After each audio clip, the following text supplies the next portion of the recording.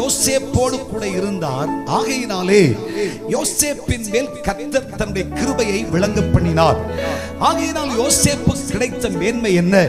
சிறையிலே வாழ்ந்திருந்தவன் ஆனாலும் கூட என் கர்த்தராகிய தெய்வம் யோசேப்பை விட்டு விலகாதிருந்தால், தன்னுடைய வேதனைகளிலும் தன் பாடுகளிலும் தன் கஷ்டங்களிலும் யோசேப்போடு கர்த்தர் இருந்தபடியினாலே எகிப்தினுடைய சம்பாத்தியத்திற்கும் சபையராகிய நெடி ஆட்களின் வர்த்தக லாபத்திற்கும் சொந்தக்காரனாக, தன் கைகளில் முத்திரை மோதிரம் உடையவனாய், கழுத்துக்கு சரப்படி கொண்டவனாக, தேவனுடைய பிள்ளையை இந்த பூமியிலே உயரிய ரதங்களிலே பிரயாணம் செய்கிறவனாய், எகிப்தினுடைய சம்பாத்தியம் முழுவதையும் ஆளுகை செய்கிற அதிகாரியாய் கர்த்தர் யோசேப்பை மாற்றினார். கையை தட்டி கர்த்தரை மகிமைப்படுத்து.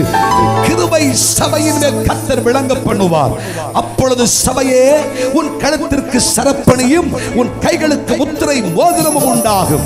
கர்த்தரோ உன்னை ரதங்களில் பிரயாணம் பண்ண செய்வார். உன் சஞ்சலத்தையும் உன் பாடுகளையும் கர்த்தர் நீக்கிவிட்டு உன் சத்துருக்களுக்கு முன்பாக உன் தலையை கர்த்தர் உயர்த்தி, உன்னை நெகிழ்ந்தவர்களும் உன்னை ஏளனமாய் பேசினவர்களும் உன்னை சபித்தவர்களும் உனக்கெதிராய் கையெழுத்திட்டவர்களும் தண்ணீரற்ற கிணறில் தூக்கி வீசினவர்களும் உனக்கு விரோதிகளாய் நின்ற உன் குடும்பத்தாருக்கு முன்னே, உன் சகோதரர்களுக்கு முன்னே, உன் இனத்தானுக்கு முன்னே, உன் பக்கத்தில் இருப்பவனுக்கு முன்னே, உன்னை சுற்றி இருப்பவனுக்கு முன்னே என் கர்த்தராகிய தெய்வம் உன்னை உயர்த்தி சிங்காசனத்தில் வைத்து வெட்சமான மேன்மை உனக்கு கொடுத்து ராஜரீக கிரீடத்தை கர்த்தர் உனக்கு சூட்டி தேசத்தின் நடுவிலே, ஜனத்தின் நடுவிலே, இனத்தின் நடுவிலே கர்த்தரை உயர்த்துவார்.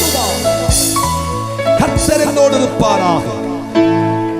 ஆமென் சொல்லுங்கள். கர்த்தர் என்னோடு இருப்பாராக. கர்த்தர் என்னோடு இருப்பாராக. அப்பொழுது கர்த்தருடைய கிருபை உன்னிலே வெளிப்படும். ஆமென் சொல்லுங்கள்.